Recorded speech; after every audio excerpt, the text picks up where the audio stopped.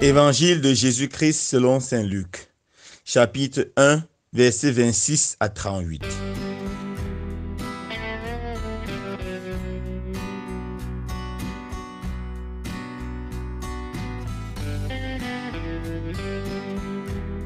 Au 6e mois d'Élisabeth, l'ange Gabriel fut envoyé par Dieu dans une ville de Galilée, appelée Nazareth, à une jeune fille vierge, accordée en mariage à un homme de la maison de David, appelé Joseph, et le nom de la jeune fille était Marie.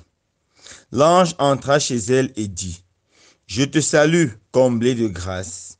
Le Seigneur est avec toi. » À cette parole, elle fut toute bouleversée et elle se demandait ce que pouvait signifier cette salutation. L'ange lui dit alors, « Sois sans crainte, Marie, car tu as trouvé grâce auprès de Dieu. Voici que tu vas concevoir et enfanter un fils. Tu lui donneras le nom de Jésus. Il sera grand, il sera appelé fils du Dieu Très-Haut. Le Seigneur Dieu lui donnera le trône de David son père. Il régnera pour toujours sur la maison de Jacob, et son règne n'aura pas de fin. » Marie dit alors, « Comment cela va-t-il se faire, puisque je ne connais pas d'homme ?» L'ange lui répondit, « L'Esprit Saint viendra sur toi, et la puissance du Très-Haut te prendra sous son ombre. C'est pourquoi celui qui va naître sera saint, il sera appelé Fils de Dieu. Or, voici que, dans sa vieillesse, Élisabeth, ta parente, a conçu elle aussi un fils, et en est à son 6e mois, alors qu'on l'appelait la femme stérile, car rien n'est impossible à Dieu. Marie dit alors, « Voici la servante du Seigneur, que tout m'advienne selon ta parole. » Alors l'ange la quitta. Acclamons la parole de Dieu. Louange à toi, Seigneur Jésus.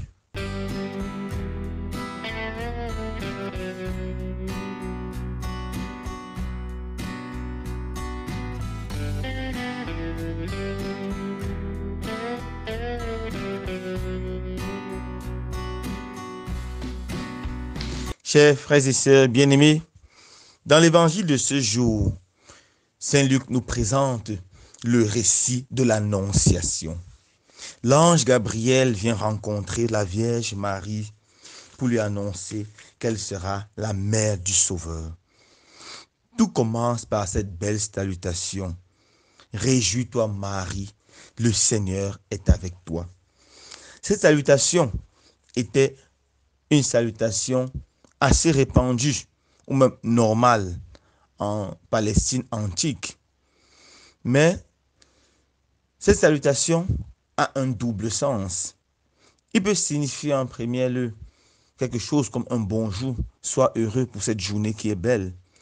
Mais le deuxième sens, et le sens très profond, c'est qu'il signifie que le Seigneur soit effectivement présent dans ta vie, avec sa grâce, avec ses bénédictions. Que le Seigneur te comble au-delà de tes attentes et qu'il rende ce qui est impossible possible. C'est dans ce sens que nous voyons ces salutations utilisées le plus souvent dans les Saintes Écritures. Prenons juste un exemple dans l'Ancien Testament. Dans le livre des Juges, au chapitre 6, verset 12, l'ange apparaît à Gédéon. Notons tout d'abord que Gédéon a vécu une période trouble du temps d'Israël, où le peuple de Dieu était maltraité, malmené par les Madianistes. Et le Seigneur voulait sauver son peuple. Et il a choisi justement Gédéon. Mais Gédéon venait d'une famille pauvre, faible. On pourrait me dire une famille entre guillemets inutile, si on veut utiliser l'expression, une expression commune aux Juifs. Et dans cette famille, il était l'enfant le plus faible et entre guillemets toujours le plus inutile. C'est à lui que l'ange apparaît et l'ange lui dit, « Je te salue, Gédéon, le Seigneur soit avec toi. La puissance de Dieu soit avec toi et que cette puissance te relève. Toi le faible, le pauvre, que cette puissance te rende fort et riche. Toi l'impuissant, que cette puissance te rende puissante. » Et justement, le Seigneur a donné la force à Gédéon Éternel a été le sauveur d'Israël. C'est lui qui a conduit son peuple à la victoire. Lorsque l'ange apparaît à la Vierge Marie, lui dit, réjouis-toi Marie, le Seigneur soit avec toi. L'ange est en train de dire la même chose, que la grâce et la puissance de Dieu soient avec toi. Et la suite nous confirme. Voilà que tu concevras et tu enfanteras un fils. Tu l'appelleras Jésus. Mais comment cela peut se faire, puisque je ne connais pas d'homme? La puissance de Dieu en œuvre, Marie. La puissance de Dieu en œuvre. L'Esprit du Seigneur te couvrira comme une ombre. Et c'est pour ça que l'enfant qui naîtra sera saint, immaculé. Ça sera le Sauveur. Et Marie croit en cela. Marie croit que rien n'est impossible à Dieu. Et c'est le fait de croire en cela qui rend cela possible. Et à l'heure où Marie dit que tout se passe pour moi selon ta volonté, je m'abandonne à ta puissance, je m'abandonne à ton amour. En ce moment même, l'enfant Jésus est conçu dans son sein virginal. Voilà l'annonciation. L'annonciation, c'est la rencontre de deux choses. La puissance de Dieu, la toute-puissance de l'amour de Dieu et un cœur humain qui accepte de s'abandonner à cette puissance. La puissance de Dieu et l'acceptation du plan de Dieu par l'homme, par la Vierge Marie. Et l'enfant Jésus est né.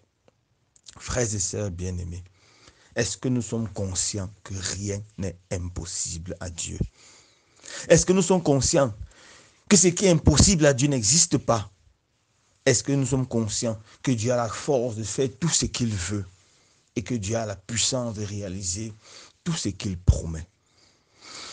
Nous devons croire en cela. C'est une vérité fondamentale des Saintes Écritures. Et si le doute entre dans notre cœur à cause d'un échec, à cause d'une prière que nous faisons depuis longtemps et que nous semblons ne pas être exaucés, si le doute entre dans notre cœur parce que nous avons prié depuis longtemps pour demander au Seigneur la grâce d'avoir un mari, la grâce d'avoir une femme, la grâce de pouvoir trouver du travail, la grâce de pouvoir avoir un enfant, la grâce de pouvoir être libéré de tel ou tel autre vice, la grâce de pouvoir voir notre enfant être épanoui. Frères et sœurs bien-aimés, prenons notre Bible et commençons à la lire. Depuis l'Ancien Testament jusqu'au Nouveau, et nous allons voir le Seigneur qui est capable d'intervenir. C'est lui qui a fait la manne tomber dans le désert lorsque le peuple mourait de faim. C'est lui qui a fait de l'eau jaillir d'une pierre toute sèche quand le peuple avait soif. C'est lui qui a fendu la mer Rouge et son peuple a traversé la mer Rouge à pied sec. C'est lui qui a libéré Israël. C'est lui qui a guéri toutes sortes de maladies, chassé les démons. C'est lui qui est allé jusqu'à ressusciter les morts, ressusciter Lazare après 4 jours dans le tombeau. C'est lui qui a donné la force et le pouvoir des apôtres de prêcher l'évangile et de continuer à faire le bien, faire les miracles. C'est le Dieu de l'impossible. Il est capable d'intervenir avec force et avec puissance dans ta vie. Mon frère, ma soeur, que le découragement ne te touche pas. La fête de Noël, c'est la fête de l'espérance. C'est la fête de la contemplation de la toute-puissance de Dieu. Dieu qui prend la forme d'un enfant. La puissance de Dieu qui est humble, qui est simple, mais qui est efficace et qui est toute puissante. La fête de Noël, c'est la fête pour nous où nous devons raviver la flamme de notre foi. Je vous assure, frères et sœurs, rien n'est impossible à Dieu. Tournons-nous vers le Seigneur avec espérance. Tournons-nous vers le Seigneur avec foi, avec conviction. Et laissons le Seigneur agir. Je conclue par vous racontant une histoire ou un témoignage. C'est le témoignage d'une modératrice, d'une des CEB de ma paroisse. Elle me racontait comment le Seigneur a fait des merveilles pour elle. Alors après son mariage, elle n'a pas pu avoir d'enfant.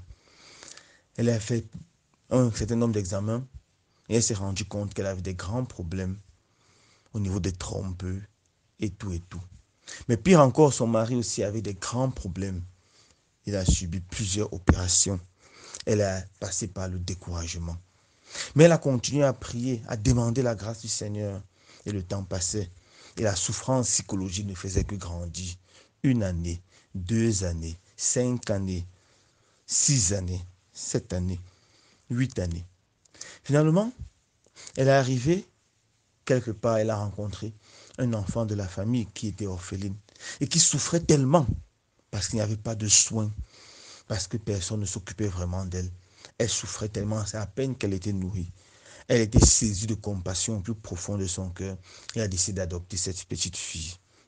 Alors lorsqu'elle a pris cet enfant chez elle, elle a commencé à veiller sur l'enfant. Alors le Seigneur a intervenu avec force et puissance dans sa vie et elle s'est trouvée enceinte. Ça faisait 10 ans de mariage. Elle a donné naissance à un beau garçon. Et puis le Seigneur a recommencé sa grâce. Et quelques années après, un deuxième, un troisième.